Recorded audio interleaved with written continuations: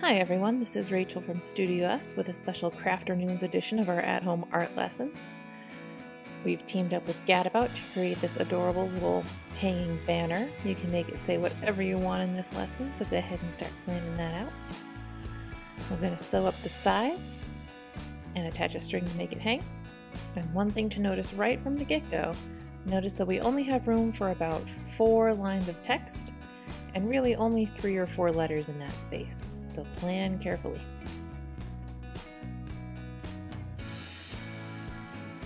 Alright, to get started, we'll go over all of our supplies. We've got our thicker kind of cardstock paper. You should have 2 sheets of that with your kit. We've got our black piece of felt, our thin canvas fabric, about double the size of a single sheet of paper.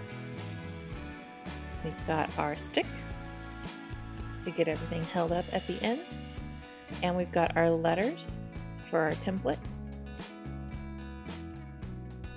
You'll also need the twine that came and tied your kit together, and the white string. Notice that on the piece with the barcode, there's actually a needle tucked in there. And you can slide that out, and that will be the needle we use for sewing. So make sure you track that down right from the get-go. It is very, very sharp and small, so be careful with that. Keep it in a safe place. I'm going to tuck mine back into that barcode wrapper on our string, and we'll get to that in just a minute. So to start out, we're going to take our letter template and cut out all of the letters we need. So I'm going to set these aside, make sure I have the full alphabet and any symbols that I'd like. And what I'm going to do just with a pencil is write out the word that I want to put on my banner. So in this case, I'm going to use Crafternoons. And just kind of use that to help me map out what letters I want. So keeping track of each and every letter that I need. Sometimes there are duplicates, so I want to take note of that. And then to make sure I don't have to cut all of these letters out, I'm going to mark out which letters I want to keep. So kind of working down my word, I'm just underlining each letter. I already got the R, so we don't need to cut out 2 of those. We'll have 2 N's and O's. Only need to cut out 1, and the S at the end. So now that I've got all of those marked out, I can go ahead and start cutting those pieces out.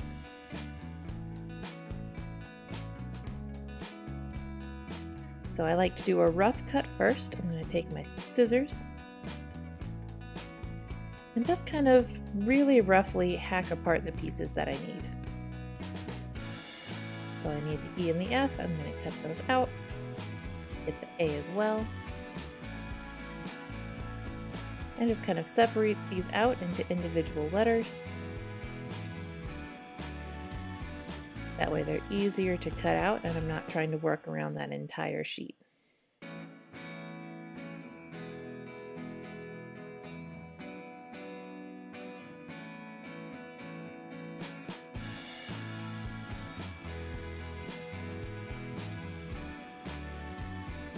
So I've got all the letters I need from that sheet. I'm going to set those aside, pick up the other sheet that I dropped, and get the rest of those. Those are all in a nice little line, so that makes it really easy.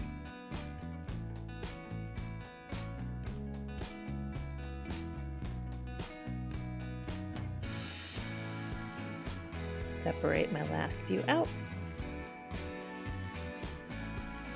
and then we'll start cutting apart these letters. So I'll start with my A, and once you've got them all separated out, just carefully cut along the outside edge.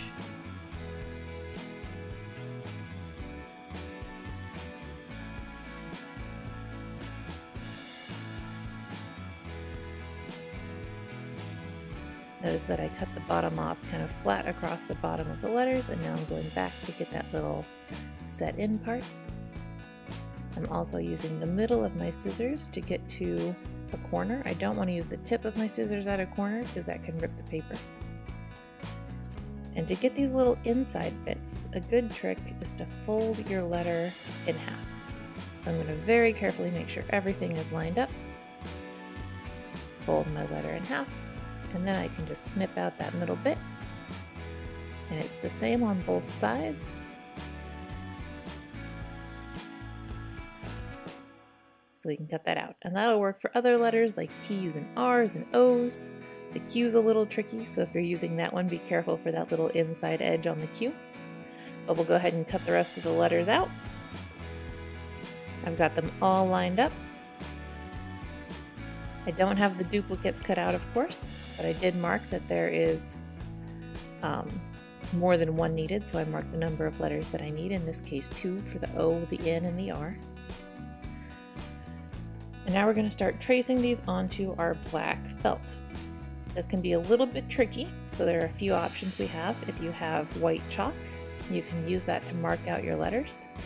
Here I'm using a white chalk pastel. This also works with white crayons, if you have any of those around. White crayons almost never get used, so those are always handy. Or you could even use a white oil pastel, or a white charcoal pencil. So I'm just lightly marking around the outside edge.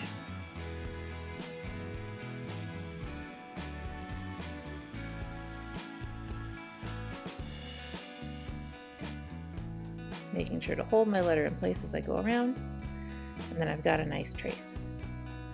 Now you'll notice this takes up a lot of extra felt around that C, so not the most ideal situation, but in a pinch it works really well. Another option to use is a Sharpie. So we'll go ahead and do our R with the Sharpie. I'm going to line that up so it's not overlapping any chalk, and just trace it over. While the Sharpie is black like the felt, you will be able to see the residue from the ink. Not so much on this video, of course, but when you do it at home, you should be able to see a slightly darker line going around the outside edge. And when you use the Sharpie, just make sure that you're cutting right inside where you see the ink, as opposed to on top of the ink, otherwise your letters will grow a little bit. So you can kind of faintly see the outline of the R there. If you put it in a bright light, you'll be able to see it even better. And if you don't have any chalk or a Sharpie or anything laying around, there's another easy way to do this. We're just going to hold that on top of there, kind of map out about the size of it with my scissors. So I'm going to cut a little chunk off for my A. Move these letters out of the way before I lose them.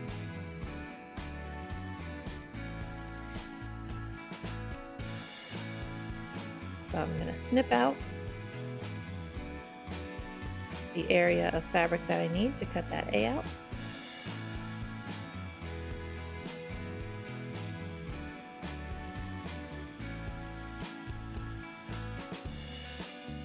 And to do this, you just hold it firmly on top of your fabric and use that as a template to cut along your lines. Again, I'm using the middle of my scissor blades here.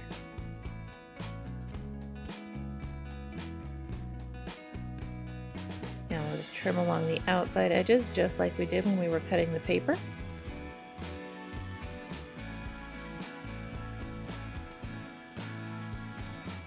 Trim that bottom off, and then we're going to go in for the details on the inside.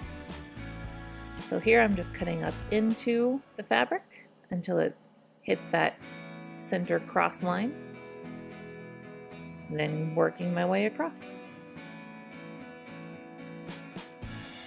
If you have bits of fabric that are hanging on, just use the tip of your scissors to snip them off, and make sure you check. So that line wound up a little bit more slanty than I want it, so I'm going to cut in just a little bit more and trim it up.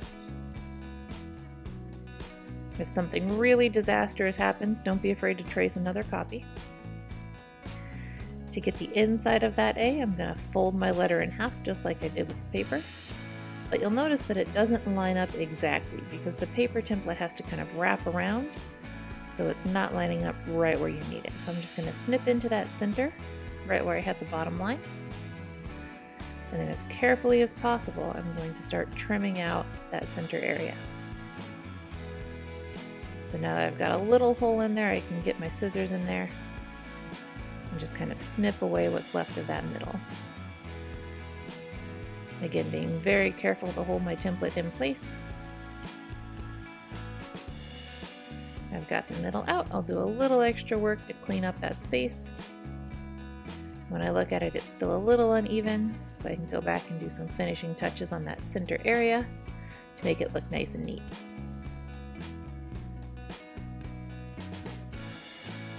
Got a little bump in the middle where I snipped it, so we'll just clean that up.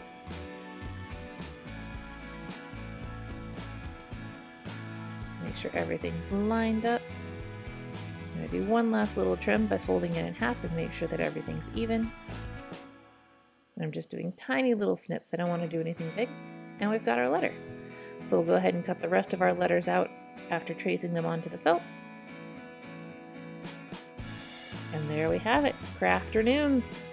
This is a good time to double check and make sure you've got all of your letters, so kind of lay them out, make sure everything's looking good. And from here we're going to grab our cardstock paper and start setting up the banner. So I've moved my letters out of the way, and what we need to do with this cardstock paper is create a pointed tip at the bottom. So we have a couple options to do that. If you have a ruler handy, we can measure out about how high up we want the sides to go. So I'm going to line that up with the long side of my paper, and I'll mark out about 2.5 inches. You can make it sharper or less steep, however you like it. Just make sure you mark out both sides to the same height. After that, we'll need to find the center of our paper. These are standard printer sheets, so they're about 8.5 inches wide, which means that your center will be at 4.25. Mine is a little bit smaller, so I trimmed it off a bit to make it fit the bit of fabric that I had. So I'm measuring and making sure both sides are the same.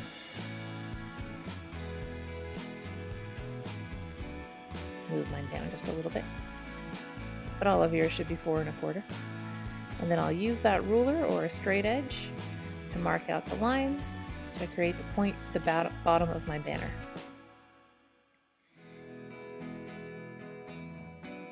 Alright, that's all marked out. So there's our first way of getting the point at the bottom of our banner.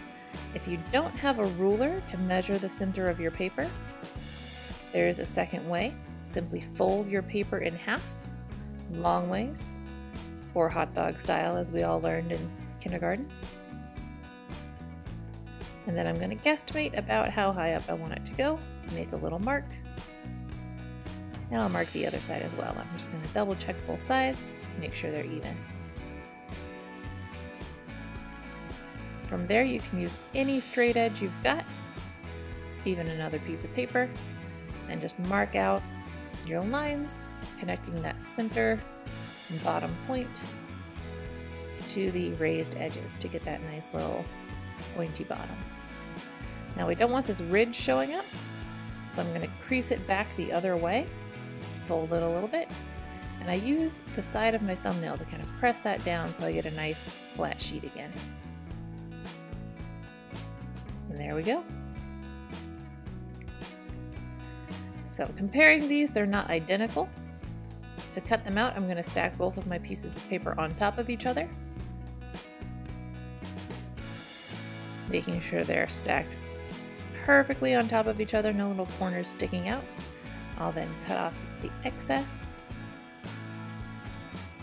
following the lines I marked out and making sure it stays lined up.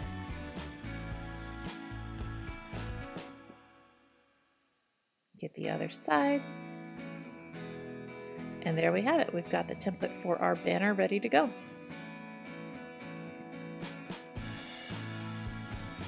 So next thing we'll need to do is get our string ready. So we're going to grab our string again. Make sure you take the needle out of the wrapper. Remember, it's on the part with the barcode. And we'll slide those little plastic wrappers off of there. Alright, I'm going to measure out a few feet of string just so I have enough to get all the way around my banner. I don't like to run out. And snip it off.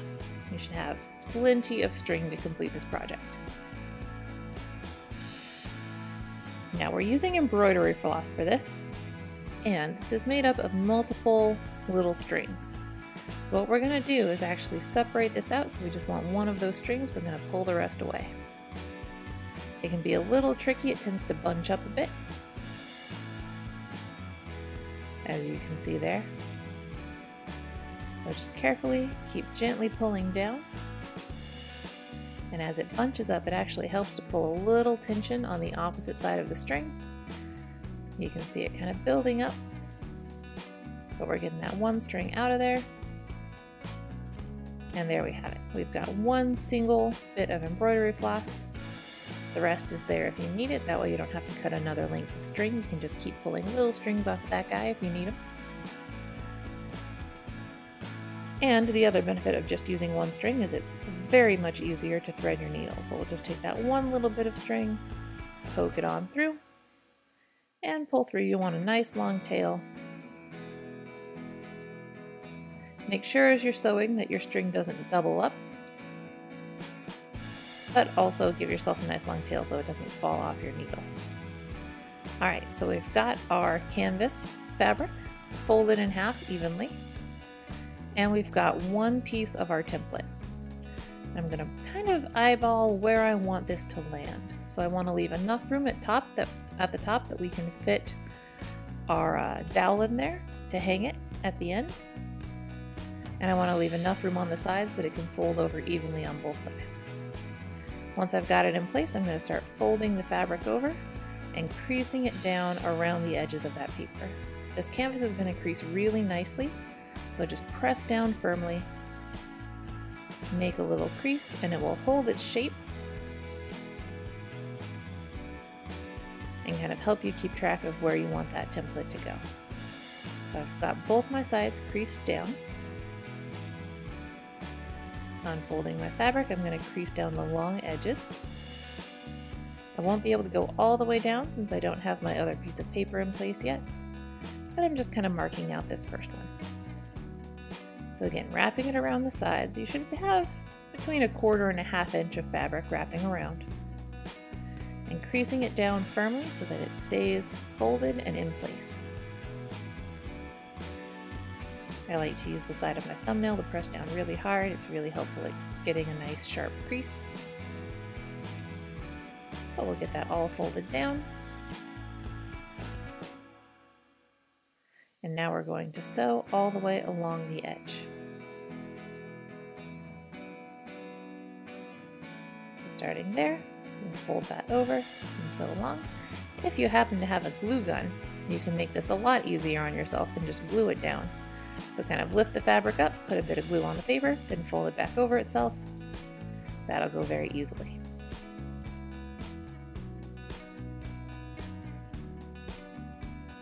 So we'll grab our needle and go ahead and get ready to start tacking this down.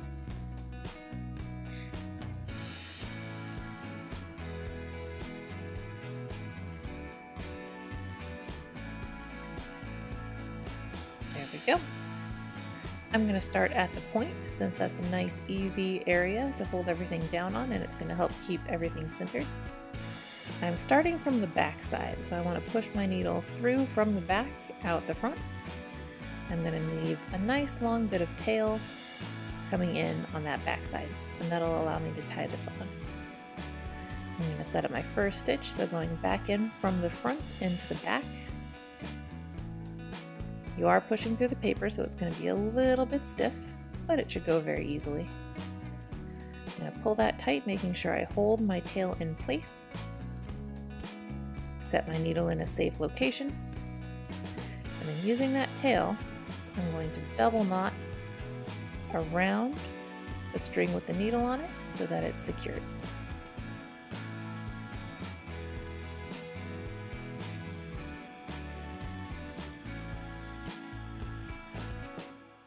You want to double knot this one, not a single knot, otherwise it could just slide off.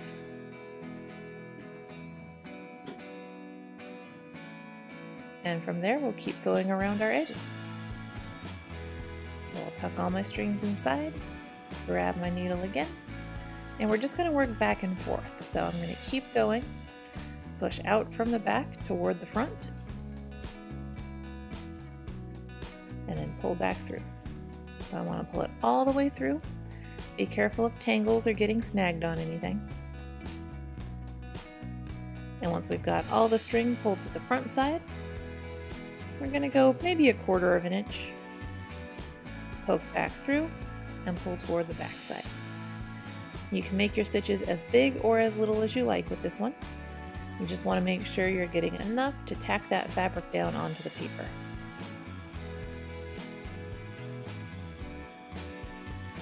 It works best if you keep them nice and even, but they won't be very visible, so don't worry too much if they're not looking perfect. We're going to get all the way around all of the edges. So I've sewn all the way around. I've even got the top of the paper. Now to tie off, since I'm all the way at the end, I'm going to slide my needle under my last stitch, about halfway through, and then I wrap my string around twice and pull it through. That'll create a nice little secure knot. I'm going to do it one more time. So sliding my needle underneath the last stitch, I take the string from the stitch where it's coming out of that stitch right at the base. 1, 2 wraps around the needle, and then pull it through. All right, we're going to go ahead and get the other side as well. So line everything up, crease it up, and stitch it down. Just to show you the difference, I went ahead and got the other side with a glue gun. It's a little bit faster, but it's up to your preference.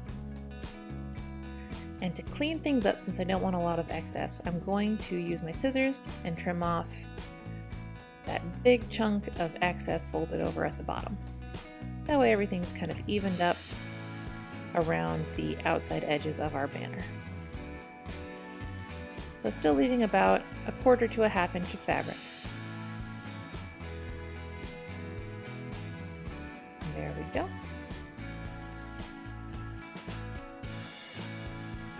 Go ahead and get the other side as well. I've got a few loose strings, so I'll trim those off too.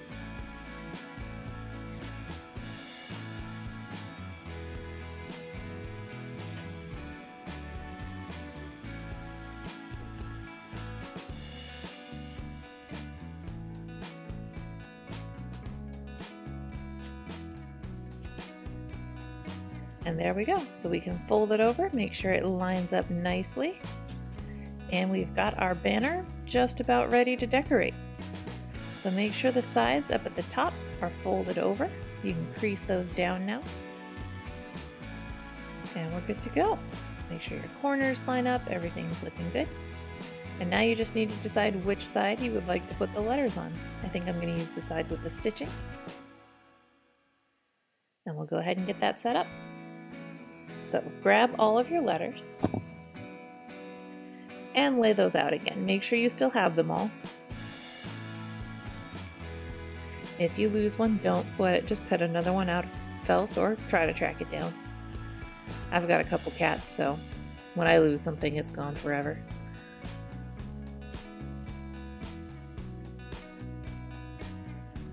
There we go. And I'm going to start laying out my letters on my banner to make sure that they all fit the way I want them to.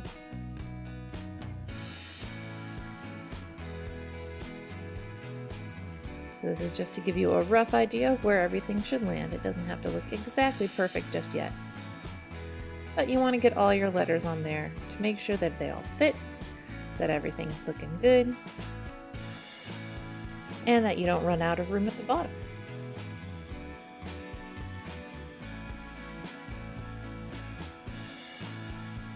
So I can already tell I'm not going to have enough room for my 4th line.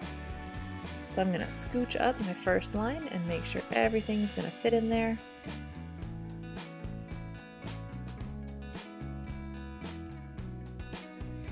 There we go. So we'll be able to have 4 lines and get our other letters lined up. So following that pattern that I set up, it looks like we'll be able to fit everything on there now.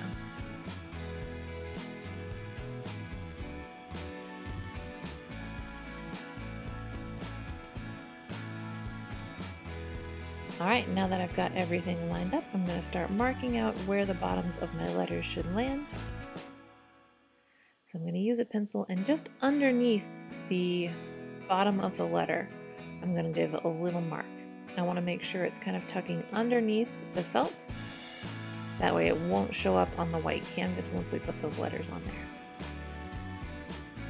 Go ahead and get the rest of those marked out, and we'll start attaching these. So there's a couple ways to do this. You can just use a hot glue gun and stick them on there if you have a hot glue gun handy. If you don't, we can tack those on there with the string that we have. So I'm going to line it up with my marks.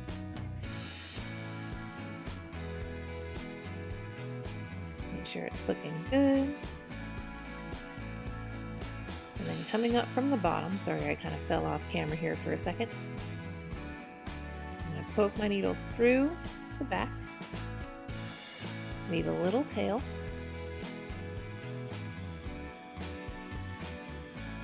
and then back down.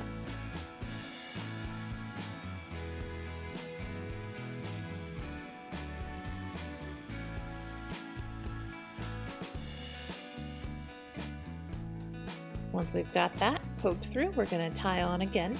So just like we did when we were sewing around the edges, take your tail, double knot it around your needle string, pull it nice and tight.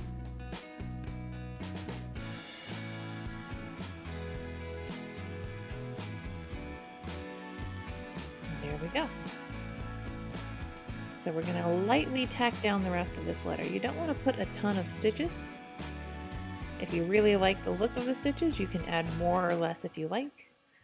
But for this one, you just want to use tiny little stitches to tack down that felt onto your canvas.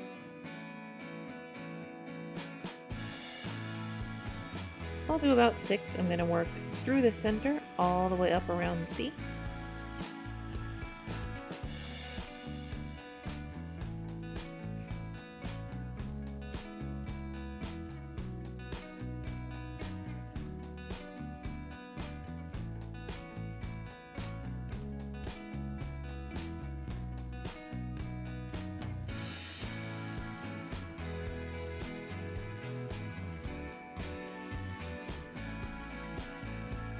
Making sure I keep that letter lined up as I'm doing my last few stitches.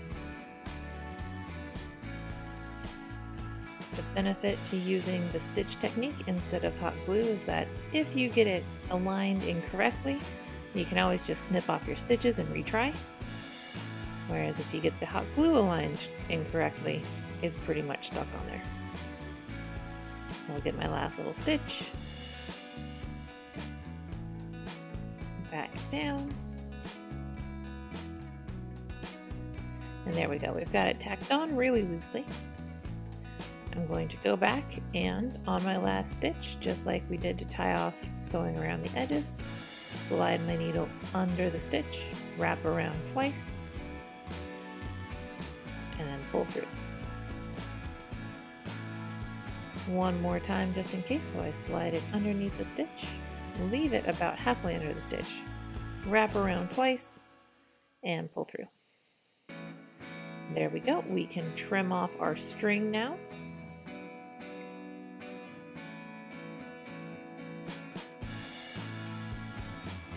Go ahead and cut off any excess back there, and we've got our letter tacked on. Now these stitches are still really visible with the white. If you don't like that look, there's a very easy way to fix that situation. Grab your friend the Sharpie, or any black marker will work, and just go right over your stitches. You might see a little bit of Sharpie residue on the felt for a few minutes, but as it dries it will become less visible, and it will still keep those stitches covered up in black. And there we go. Put the lid on your Sharpie when you're all done, of course. And we'll go ahead and tack down the rest of those letters. If you do happen to have a glue gun, we're going to go ahead and show you how to get those on there with the glue gun. Make sure you've lined up on your mark, flip your letter backwards, and put the glue on the back of the letter.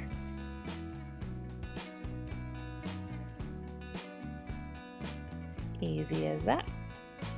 Be really, really careful. I'm using a low temperature glue gun on this one because I have a nasty habit of burning my fingers. And then just kind of float it above the area you want to stick it down on until you've got it lined up just right. It's much quicker. It does leave some little glue strings laying around. But if you put it in the wrong spot, there's no fixing it. So we've got all of our letters tacked down. And now it's time to close this guy up. So make sure your corners are lined up perfectly. You want all of those nice little pointy edges lined up evenly. And just like with the letters, we have a couple options on closing this up. You can tag it down, and you could sew all the way around the edges if you want to.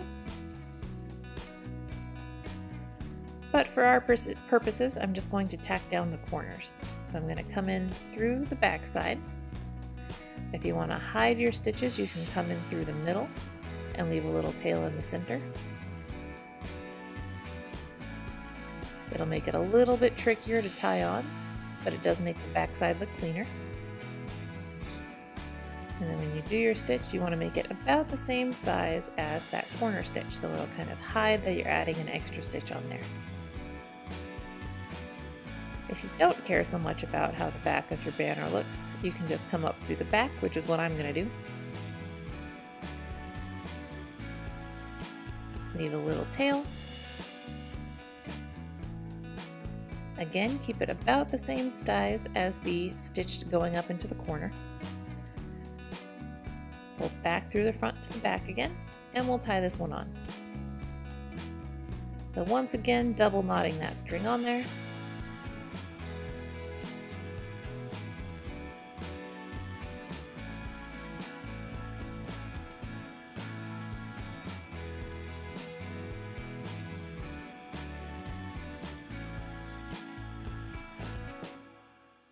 Pull it nice and tight,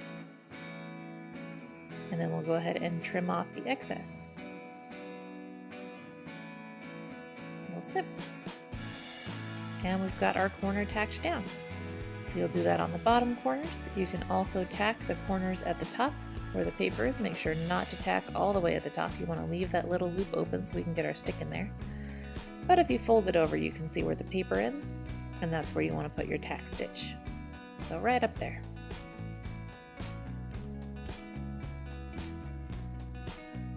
If you're not so much into sewing, you can also hot glue gun this down.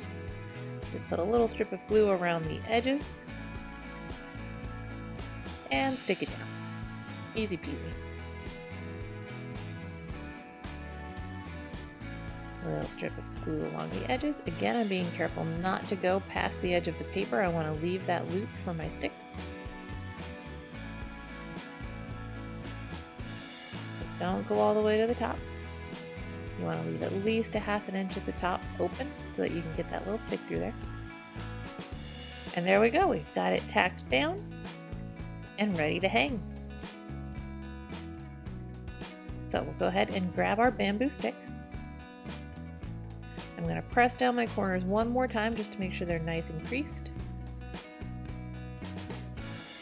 And then pushing down a little bit, I can create a little opening for the stick to slide through.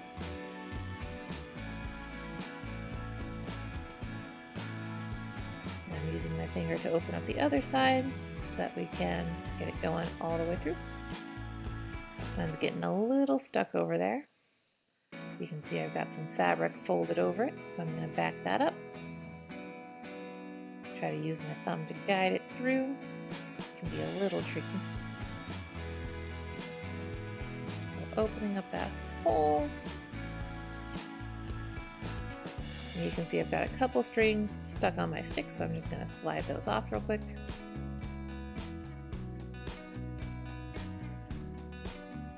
There we go. If you have some trouble, make sure you fold it over again, keep it looking nice and neat. And we're good to go. All we need to do is grab our twine and get this tied on. So I'm going to find my center point on my twine string, so matching up those two ends, find my center. If you want to, you can tie a little knot at the top so you can attach it to a nail or thumbtack more easily. or just try to balance it, either way. Figure out about how high up you want your string to hang, and then we'll tie on either side. So I'm going to pinch down, make sure I keep my string length about the same.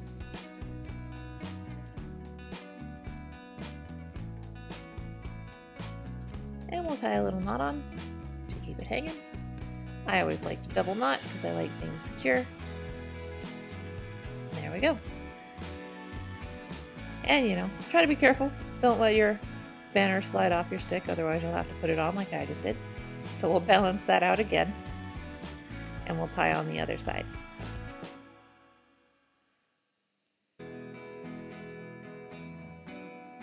Double knotting again, just for a little security. And there we have it. So if you want, you can cut off the strings and just have a couple knots on either side. Or if you like the twine look, you can kind of knot it along the edges, looping around a few times to use up some of that string. Just give it a little extra zhuzh.